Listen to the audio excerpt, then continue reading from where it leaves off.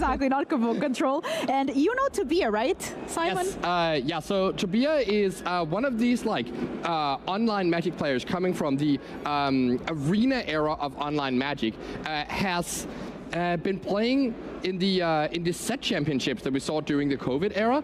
Played in 3 of those, then qualified for 2 Pro Tours as well, and played in the Arena Championship 7 very recently. So Tobia is known for being a control master online and has been qualifying for all of these events over and over again. Really is looking for that big break at the big tournament stage. But in order to do that, you need to keep qualifying, and so that is what Tobia has in mind for this tournament. Bringing Jeskai control seems to be a reasonably well-positioned deck in the field at the moment, and this is Tobia's take here. Still running the Meringue River regions, the Rediscover the Way, 4 copies of Beza here. Not too many interesting things here, except for getting in 3 steps ahead into this deck. Tobia certainly want to like his hard counter magic. Love to see it. 3 temporary lockdowns, 1 day of judgment, so we do have some board wipes to deal with all the aggro that we have been seeing around. If we can take a look now at the other list from Florian, Izzet, Prowess. I mean, we have seen this deck all over the weekend. It was not only the most represented deck day 1, but also day 2 with a 55% win rate on day 1. So amazing stats there from Izzet, Prowess. Yes, certainly a challenge for anyone who is paired into this most popular deck here is going to put up a good performance, and then we see Florian Lindhout's take on this deck. Florian has been playing competitive Magic since 2017 and is also looking for that PT invite here at XN1 currently in the tournament. Interesting notes about Florian's list is the 2 copies of Torch the Tower in the main deck for these like red mirror matches against Mono Red and against Izzet. They're not going to be very good here into the control matchup. So that's something that Florian is going to hope they don't show up in the game 1, so you can convert those into different cards. 3 copies of stock up here, quite reliant on this as a card advances engine to pull him ahead, even if the first wave of creatures are answered. I've been very impressed with stock up all weekend long. This card is very impressive, and I'm excited to see how these matches plays out as our players get ready. And hello everyone watching, either on YouTube or Twitch, or maybe even watching the VOD in the future. Welcome, and thank you for spending your Sunday with us. Exciting Magic all weekend long, and I hope you've been enjoying the show. Yeah, the most notable thing to pay attention to in that deck list for the matchup here is the 4 copies of Slickshot Show Off here. This is the card you can plot. So whenever Tobia passes with mana up, you can just spend your mana, but not put anything into play, which means that Tobia doesn't get to spend his mana. Ooh. And then whenever he taps out for something big, that's when you can play out your Show Offs and potentially deal 20 damage in 1 single turn. I never trust a plotted Show Off, because I know the next turn is going to be a rough one. We have here our players starting, and looks like Tobia having to take a mulligan here. Tobia, of course, one of our 8-0 players from yesterday. Swiss Spear, damage already. That's I've never seen that artwork on Swiss Spear before. I think it's a secret lair one. Oh. So surveilling the 3 steps ahead to the graveyard. It looks more like some sort of a game store promo. Oh, maybe it is. Yeah, coming in here, because it's still the Takir theme on the artwork, you see. That's true. And is that a plotted show-off? That is. So that's our card to keep an eye on. Tobia now is going to try to make sure that he doesn't tap out and leave himself vulnerable to that if his life total gets too low. And of course, the way this Jeskai control deck works, it's not as much of a classic control deck where you always have mana up.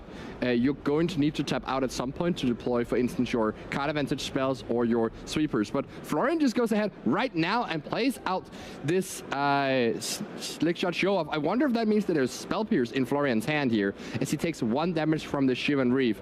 Do note that the Verge showing for Florian here is not actually producing blue mana at the moment. So Tobia takes this opportunity while there's no blue mana available to get rid of this show-off. And Florian's most important card just got dealt with. But here's another one of those extremely important cards in this Cory Steel Cutter. That's true. There's also Monstrous Rage in hand. There's no 3rd land though for Florian, so might actually want to take the land instead of the Steel Cutter, just to be able to progress the game plan more. I think there's a stock up in Florian's hand. Stock up, a great way to find what you need. Different blue card, seems. So taking 1 damage here again for another Swiss Spear, and going to go to combat here, Monstrous Rage, and we are going to deal a bunch of damage. Yeah, a bunch here being 8 damage. It's interesting how this played out, where the second Swiss Spear wasn't played before the sleight of hand, despite having the red mana available. And I wonder what Florian had in mind for this. It's possible that there were a number of different cards that could be drawn, or the fact that Florian just didn't have that third land and would rather prioritize the opportunity to play Monstrous Rage rather than developing another Swiss Spear alongside the Slickshot Show-Off into a potential temporary lockdown.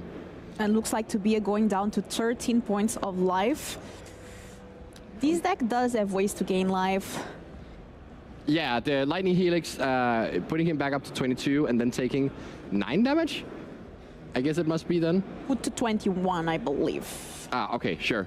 Yeah, because the Swiss Spear attacked twice. Yeah, that makes sense. Yes, so that all worked out. And then the 8 damage coming in. So now, another Lightning Helix here. I played in the main phase. Pretty important with these burn spells against this Prowess deck is to play them in your main phase when you can, when the Prowess deck is tapped out, because it's so easy for the Prowess player to pump up the toughness of their creatures by just playing instant speed spells. Stock up, look at this. So the punishment for doing things in the main phase is that now you allow Florian to play the stock up, which I believe was just top decked actually, and refuel some gas here. I think there might be a Hearth Elemental going into Florian's hand. So not much pressure here for Florian, but maybe with a lot of ways to grind, also a Stormchaser's Talent, which will be able to get back that stock up as we get further into this game. So Tobias's plan currently of just trying to 1-for-1 Florian is not really working out that well, but here we see the creatures that are going to matter a ton for Tobia, the Beza and the Shiko. This Beza gaining 4 life, no fish, no treasure, no card draw. It's a good creature, 4/5. It's good. Yeah, so the advantage of getting a Beza down is that your counterspells get so much better when you have a blocker down. Because normally when the control player is just being passive, the Prowess player can also decide when to time their spells around whatever counterspells and just attack with some small creatures, dealing a little bit of damage.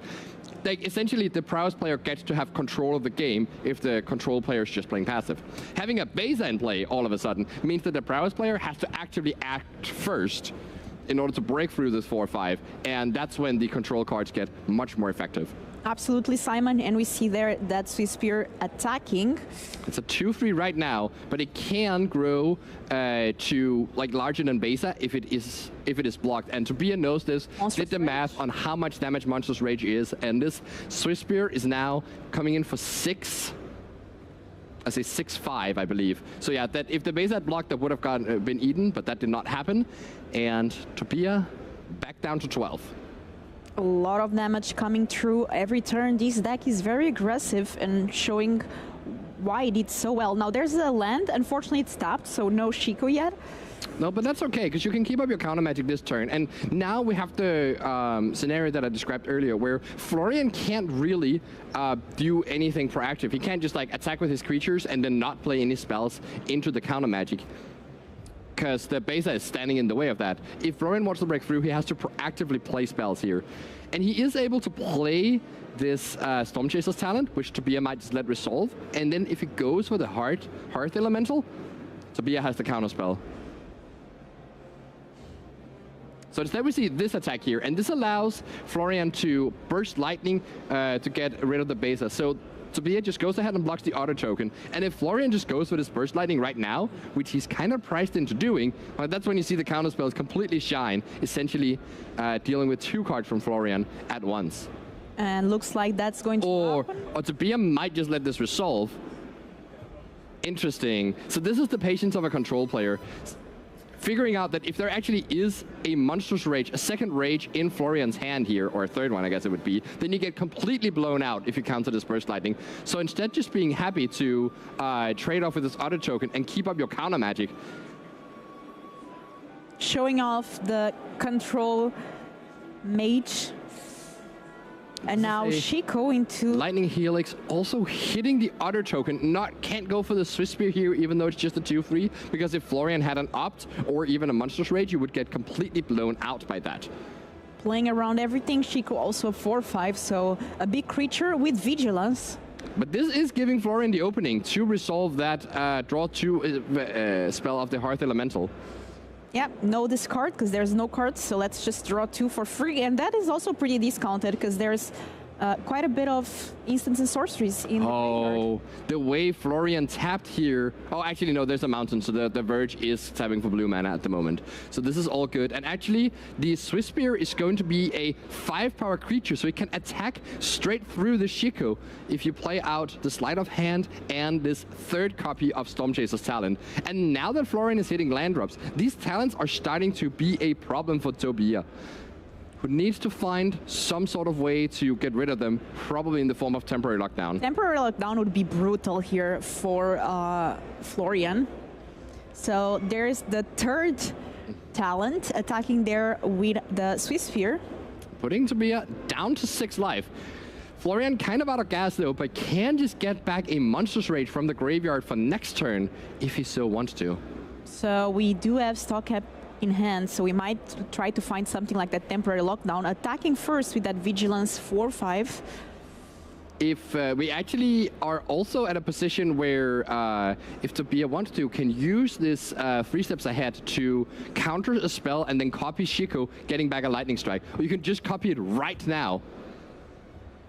So of course Chico is legendary, so the token will just die, but essentially this way you get to play a Lightning Helix from the graveyard, kill off that Swiss Spear while Florian is tapped out and you can't get blown out from this. Gaining your life back up. Definitely Tobia is looking at getting his life total in a position where he is comfortable, and I think he has this change the equation in hand, so it's totally fine against most spells that Florian could play, and has his own stock up to try and look for this Temporary Lockdown. And this 4-mana Helix was not that bad, so we do have now... Whoa, this is a Cory Steelcutter that is just resolving from Tobias Dissiding that resolve, and I think he's trying to aim to change the equation on that Hearth Elemental. Yep. Making a Prowess token, and this is the thing that Tobia wanted to counter, because he's looking to stock up trying to find Temporary Lockdown. That is his game plan at this moment. So he doesn't care that the Cory Steelcutter got to resolve here. The Prowess token can't even attack through the big body of Chico. And if you look at Florian's life total, these Stormchaser's talents are pretty good into the late game, but Florian might not get to the late game because it doesn't take that long for the Chico to win the game. That's true, 4 damage at a time. That is going to finish the game quite quickly. Let's see if the stock up can find that Temporary Lockdown. 3 mana, let's see. Maybe we can find a Beza. Yeah, there's a lot. It doesn't need to be locked down for the game to for Florian to be in a good position. There's a lockdown, and there is a second Chico as well. So that can. Oh, there's no more Lightning Helixes in the graveyard, so it can't shorten the clock. And you might still go for it, so you can. Use it with stock up, try to look for another Lightning Helix and finish the game just next turn if you need to. But I guess you don't even need to at this point because you have the Temporary Lockdown. Yep. Everything is cleared up and... Oh wow, look at this. Everything goes except Chico. Yeah, you saw this game plan from Tobia, like, pan out totally. There was the turn where he declined to counter anything, then the turn where he didn't spend his counter magic to keep his Beza alive, instead just trading off the Beza and that Burst Lightning, playing around the second Monstrous Rage very beautifully, using his 3 steps ahead just as a Lightning Helix when the moment was right for it, and Florian was tapped out. Like, this is just, there's a lot of, like, careful play there, doing that, planning to change the equation to counter the Hearth Elemental, because that's the one card that didn't get hit by Lockdown, and then stock up finding Lockdown. Like, everything was just pure perfect planning. This is like the, you know, when the villain has this master plan of interlocking things that needs to go right, and it all works out, and this is the moment where... I mean, to be an Api here showing off great mastery of this Jeskai control deck that I have to say has been doing quite well here in the tournament. Now we do have here the sideboard from Tobia's side. What do you think might enter against the Izzet Prowess deck, Simon? Yeah, so it's possible that these Authority of the Consuls come in. We have seen them in the past from certain control players, but we've also seen them be quite bad into the Prowess deck. So I'm not sure if Tobia wants to have them or not. It's possible it could be a play draw thing where it does help you keep yourself alive against specifically the Chorus Steel Cutter and the haste creatures that it provides. Other than that, you could potentially board into Shanna's Tidebinder. It can be quite backbreaking to counter the trigger ability from Stormchaser's Talent, either just stopping the Otter, of course, but even the 4-mana ability to recur a instant sorcery, you can counter that with the Tidebinder. And it's a 3/2, so very nice card as well, entering in a lot of side boards. And we have Ghost Vacuum there, which is the most played card of the tournament. Yes. That is, the chat guessed correctly. A bunch of people were aiming for Ghost Vacuum as the most played card, and that is indeed indeed the one, because like every single deck just plays 1 or 2 copies, and that just adds up to a ton of copies in the field. Kind of unintuitive. Also, to change the equation, of course, is going to come in, and maybe also the negates here from Tobia. I wonder if he's going to take out the 3 steps ahead, as those counterspells might be too clunky, especially in the faces of spell pierces from the Prowess deck. That's true. We will see what Tobia will do. Now let's take a look at Florian's sideboard here with the Izzet Prowess that just lost the game. What can we have? We saw the barrage that was pretty good against Chico and Beza. What else do you think might enter in this matchup? Yeah, this is the one matchup where the barrage is just actually really good and lining up perfectly against all these blue or white 5 toughness creatures. On top of that, we also have the 3 copies of Sunspine Links. We can see how dangerous this card can be for the Jeskai control player, as they have a ton of non-basic lands and wants to protect their life total. And then the 3 copies of Spell Pierce also coming in. They should line up quite nicely. There's 1 copy of Spell Pierce in the main deck, so this allows Florian to go up to the full 4 copies of this card. And this means that Tobia has to be quite worried about this combination of cards, where he kind of wants to bring out some of his more clunky, expensive non-creature spells, such as the 3 steps ahead, but then he has fewer answers for the Sunspine Links. And this is where the open deck list. This is where the open deck list. Well, I was specifically thinking of Tishana's Tidebinder. Oh, yeah. Comes in as a very important card, as that is an answer to the links that cannot get spell pierced. Oh, I see. Very good. So let's see how players decide to sideboard. Again, we are currently in round 11 of the regional championship here in Bologna. Things are starting to get very interesting because we do have 14 rounds of Swiss. So at this point, players are starting to think, can I make it into the top 8? Can I make it into the Pro Tour? Top 36 gets access to that Pro Tour invite, which I know a lot of players are looking forward. We have players on the interviews that say, it would be my first time on the Pro Tour. I would love it. We have players that are often in the Pro Tour, so love to see new talent as well. And Simon, did you ever went to the Pro Tour and saw people from these regional championships that you actually covered the match of, or it didn't happen yet? It hasn't happened yet, because the last RC I covered in Prague, that queued for Pro Tour Vegas, which is coming up in a couple months or so. So I haven't met these players yet, but I am looking forward to see especially all the Danes that qualified for that event. We're not sadly going to have any Danes qualifying from this regional championship because none of them made day 2. Shout out to the Danes though for showing up and doing their thing. Doing their best. I mean, it's okay. It can not always go right, but excited to see also how Vegas is going to turn out. That's quite an interesting event. It's also going to be standard, right, Simon? Yes, it is. Yeah, a lot of standards going on, and this RC being the first of a series of regional championships is really going to set the meta game for the upcoming events, and I'm sure people who are playing the American RC are waking up early to watch us here and seeing, studying the format throughout these feature matches, seeing how the metagame pans out and maybe informing their deck choice. It's probably very early in America, so let us know if you are watching from America or not, or where you are watching from. I'm always curious to know, and players are getting ready here for game number 2, now with the Izzet Prowess player Florian on the play. It's 6:30 in New York, so... Oh wow, that's early. Yeah, maybe no American players quite yet. But if you are there, please let out a big woo wherever you're sitting. I promise you we can't hear you, but we can feel your energy. And players shuffling in. Let's see if any of them needs to take a mulligan. And that's Tobia taking a mulligan right there. Yeah. This Jeskai control, especially against the Florian, Izzet Prowess on the play, needs to do quite maybe a bit of a more aggressive mulligan, Simon. What do you think? To try to find temporary lockdown or some answers early on? Yeah, you at least need to make sure that you have a solid hand. Like you have to have something to do on turn 2, and you ideally also would like to have some sort of catch-up mechanic on turn 3. On the play, you're much more like, it's much more reasonable to keep a hand that's just lightning helix and stock up, but on the draw, that type of hand becomes a lot more dubious, especially if it has a questionable mana base. And here we see just a big stack of Elks here in Tobias' hand. I thought there was 3 bases, one of them going to the bottom. That's a catch-up mechanic if I ever saw one. That's true. That's a great card. We saw a lot of fish this tournament. Ooh, I think Tobias doesn't have any red mana right now. Oh, he does. That's a Sunpillar Verge. Okay. So let's see what Florian does here. There is an opt in hand. And let's go for it. Or, oh, first let's have another Storm Chase talent. Yeah, this is a nice start. The Storm Chaser's talent, being a prowess creature that also triggers prowess, is quite important for these decks to function. Because usually the issue with these decks is that you need a certain amount of creatures to be able to like function, because otherwise you can't deal damage if you don't have a creature.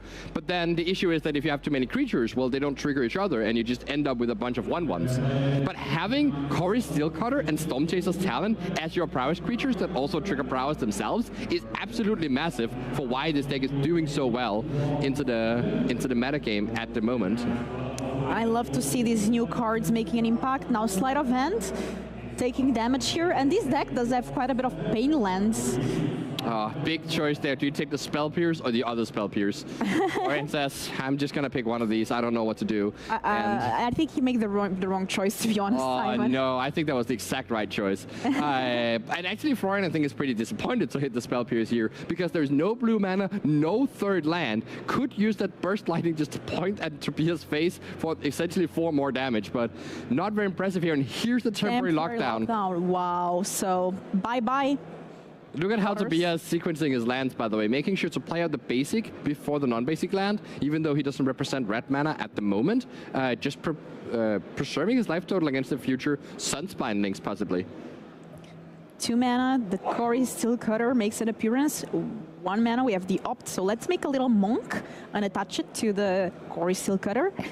Let's cry. All right, so having that mountain there was huge, a huge blow for Florian there, not being able to spell pierce the temporary lockdown, but did top deck the 3rd land and can now try to cover it up with Cory Steelcutter. Tobia having currently no answer for the Steelcutter, and is just going to try and rely on this army of Elks. I think there is, I think he had 3 bases in his opening hand, put 1 on bottom, and drew another one, because he has 4 copies in his deck in total. So yeah, quite rich on Elks. But is that actually enough to deal with this Cory Steelcutter and this army of prowess creatures that can easily outgrow the size of Beza? That's true. I mean, at least if one of your Beza dies, you have another one. Yep.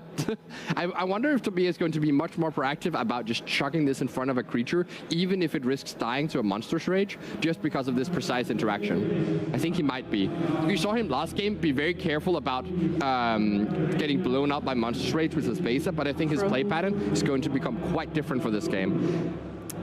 It's going to be interesting to see now. 1 mana Sphere that was kept on top from that opt. Now 1 mana, we have the Sleight of Hand. Yes, so this will create 3 attackers, and they're all going to be at least 3 power, so he can combine that with Burst Lightning to take out Beza, which is...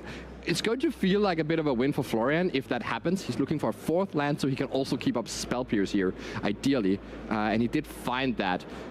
So it's going to feel like a win for Florian, but Tobia knows that that's actually perfect. If he can trade off his bases for 2 cards from the opponent, that's just going to be excellent at all times. So I think he will probably block... so all of these creatures are 2 power right now. Yeah, blocking one of the monks. Yes, so this means that even if there's a Monstrous Rage, the Beza would still trade off, but... It is instead a Burst Lightning, and yeah, Tobias quite happy to see this trend, especially leaving up the Spell Pierce. It's not going to do anything against all these creatures. As we also saw that from the Omniscience players, just boarding into a bunch of creatures against decks that want to have negate a Spell Pierce against you. It's just quite powerful. Tobias' life total going down to 10. The Beza. the Beza just doesn't care. And there's a second Get Lost, I think, picked up here from Tobia. Now his hand is 2 Get Lost and 2 Bezas. So this time Beza does make 2 fish tokens, gains 4 life. And I think that's it. Massive card. And you see Florian there with just an Opt and a Spell Pierce. None of them very effective at this moment. That Spell Pierce had exactly 1 chance to be good in this game, and Florian didn't have the extra blue mana to pay for it. It's quite funny that even though this Prowess deck has like access to 16 dual lands or so, and it's playing 14 dual lands and 6 basics, its mana base is actually still kind of bad, because sometimes we saw a player earlier who couldn't do what he wanted to do because he didn't have 4 red. In this case, Florian couldn't do what he wanted to do because he didn't have double blue. But here's a stock up from the top, trying to pull Florian back into this situation, seeing if he can push through this army of elks and fish. And let's see, I mean, Core Steel Cutter, Opt, Sleight of Hand, and Sleek Shot Show Off are the cards revealed, plus a land. Florian gets to pick 2 of them. The other one go to the bottom in any order. So Sleight of Hand is one of the cards put away.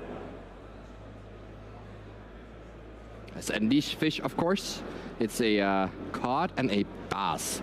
How do you know that? Yes, I learned some new fish names while I was on break.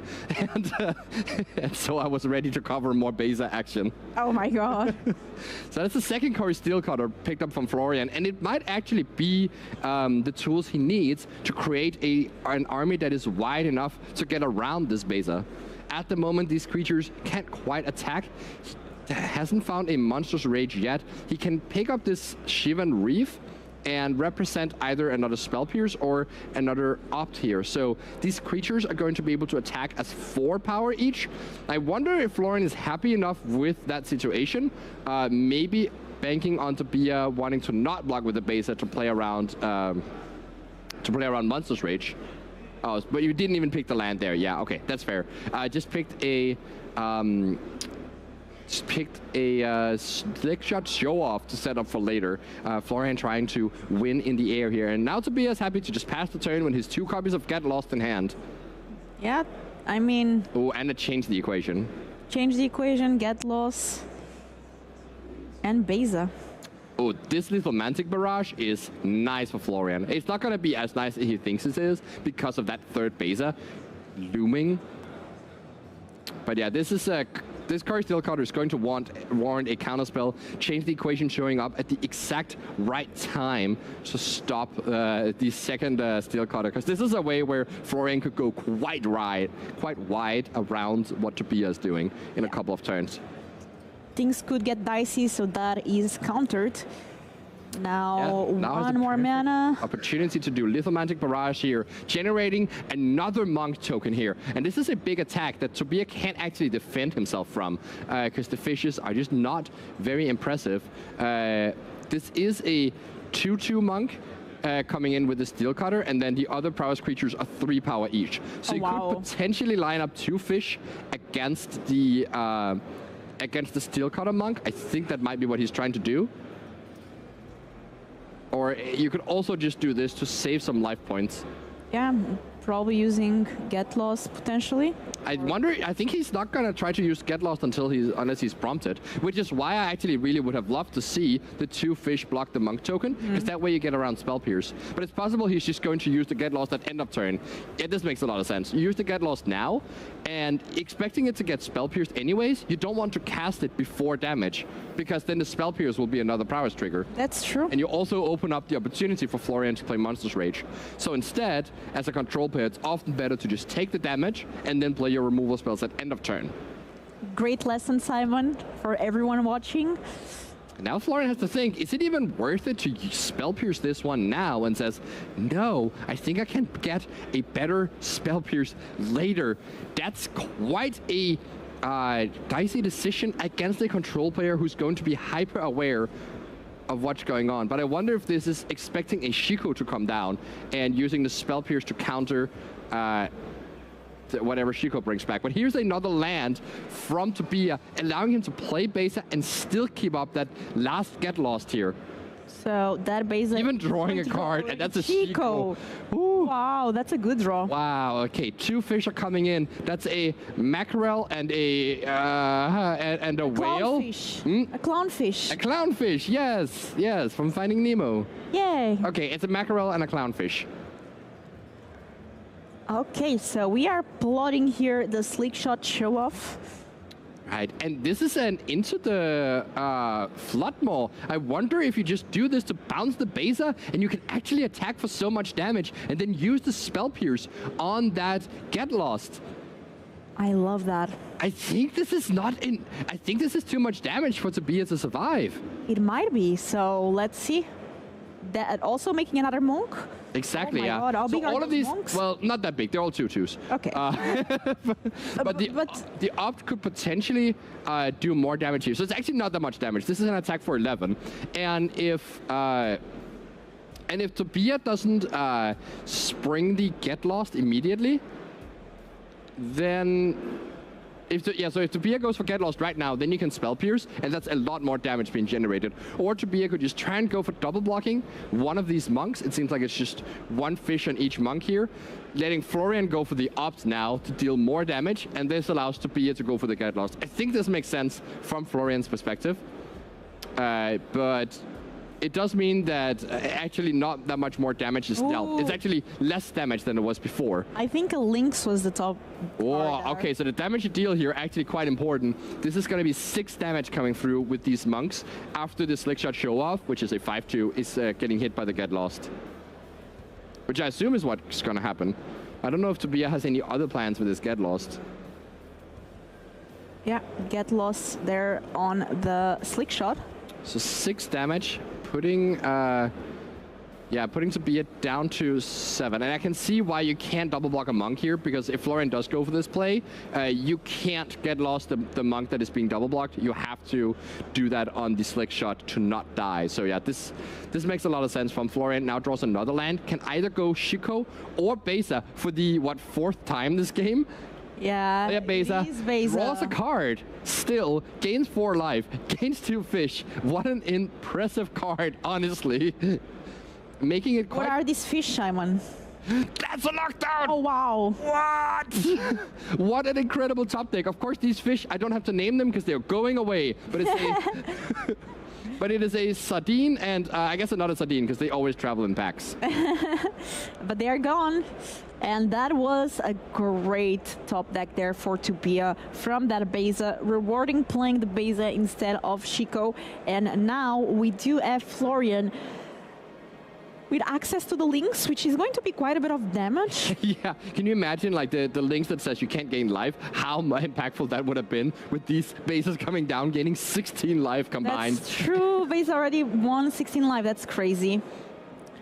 So, and that's exactly what's keeping Tobias alive here. How much damage is it? 5, right? It's 5 damage and 3 the other way, not to ignore. Like, Florian being at 11 life here is definitely not irrelevant, especially as the Shiko will come down and potentially get lost on this links, attack for 4 with Beza, and threatening lethal already in 2 turns.